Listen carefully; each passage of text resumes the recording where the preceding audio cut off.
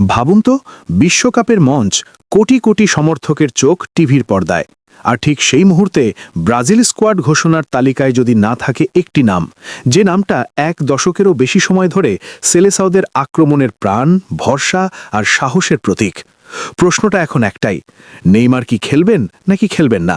এই এক সিদ্ধান্তই বদলে দিতে পারে পুরো ব্রাজিল ন্যাশনাল ফুটবল টিমের ভাগ্য। কেউ বলছেন তার সময় শেষ, ইনজুরি আর বয়স তাকে পিছিয়ে দিয়েছে।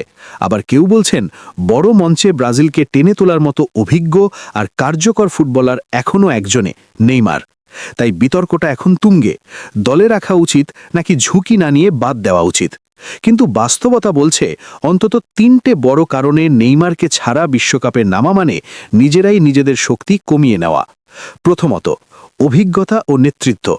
বিশ্বকাপ কোনো সাধারণ টুর্নামেন্ট নয়, এখানে প্রতিটি ম্যাচ মানেই চাপ, নার্ভ টেস্ট, এক মুহূর্তের ভুলে বিদায়। তরুণ তারকারা যতই স্কিলফুল হোক, এই মানসিক চাপ সামলাতে পারে কজন?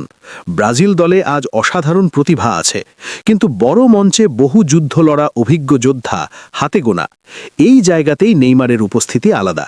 তিনি শুধু একজন ফরওয়ার্ড নন, তিনি ড্রেসিং রুমের আত্মবিশ্বাস, সতীর্থদের অনুপ্রেরণা, কঠিন সময়ে বল চাইবার সাহস।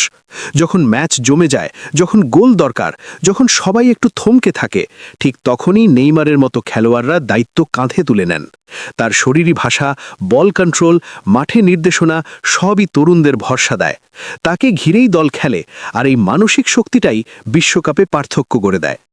দ্বিতীয় কারণ, ফিনিশিং আর গোল করার দক্ষতা। আজকের ব্রাজিল স্কোয়াডে উইঙ্গারের অভাব নেই, ড্রিবলারও প্রচুর, কিন্তু শেষ মুহূর্তে বল জালে জড়ানোর ঠান্ডা মাথার দক্ষতা সবার নেই। নেইমার হয়তো আগের মতো দৌড়াতে পারেন না, হয়তো প্রতিটি ডিফেন্ডারকে কাটিয়ে যাওয়ার সেই বিস্ফোরক গতি কমেছে, কিন্তু গোলের সামনে তার সিদ্ধান্ত নেওয়ার ক্ষমতা এখনও বিশ্বমানের। ছোট্ট একটা স্পেস পেলেই শট, পেনাল্টি হলে নিখুঁত ফিনিশ, ফ্রি কিকে হুমকি, এই দক্ষতাগুলো ব্রাজিলের জন্য অমূল্য। ইতিহাসও তাই বলে, দেশের হয়ে সর্বোচ্চ গোলদাতাদের একজন তিনি। গোল ঘরায় ভুগলে বা ম্যাচে ব্রেক থ্রু দরকার হলে কোচ কাকে ভরসা করবেন? এমন একজনকেই, যিনি জানেন বড় ম্যাচে কিভাবে গোল করতে হয়। সেই অভিজ্ঞতা নেইমারের কাছেই আছে। তৃতীয় কারণ, ট্যাকটিক্যাল ভারসাম্য ও প্রভাব।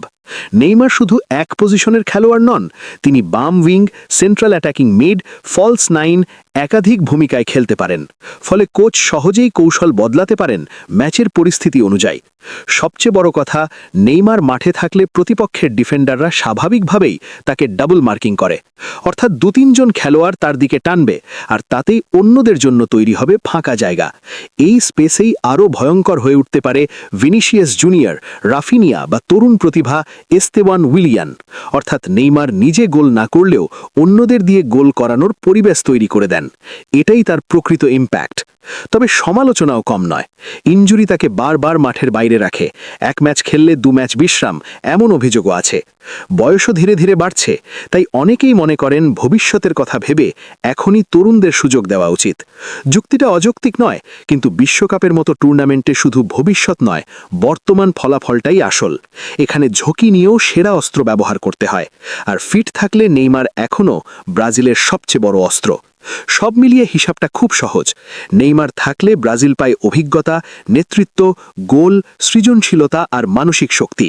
না থাকলে হারায় একসাথে অনেকগুলো জিনিস। তাই তাকে দলে নেওয়া মানে শুধু একজন খেলোয়াড় যোগ করা নয়, বরং পুরো আক্রমণ ভাগে বাড়তি ধার যোগ করা। বিশ্বকাপের মতো মঞ্চে এমন তুরুপের তাস হাতছাড়া করা কি আদৌ বুদ্ধিমানের কাজ? এখন সব সিদ্ধান্ত কোচের হাতে। কার্লো অ্যাঞ্চেলোত্তি কি অভিজ্ঞতার ওপর ভরসা রাখবেন, নাকি নতুনদের দিয়ে ঝুঁকি নেবেন? উত্তরটা মিলবে স্কোয়াড ঘোষণার দিনই। তবে একটা কথা নিশ্চিত, নেইমার থাকলে ব্রাজিলের স্বপ্নটা একটু বেশি উজ্জ্বল, একটু বেশি ভয়ঙ্কর আর একটু বেশি বাস্তব মনে হয়। তাই অপেক্ষা এখন সেই বড় ঘোষণার, যেখানে একটি নামই বদলে দিতে পারে পুরো সেলেসাওদের বিশ্বকাপ গল্প।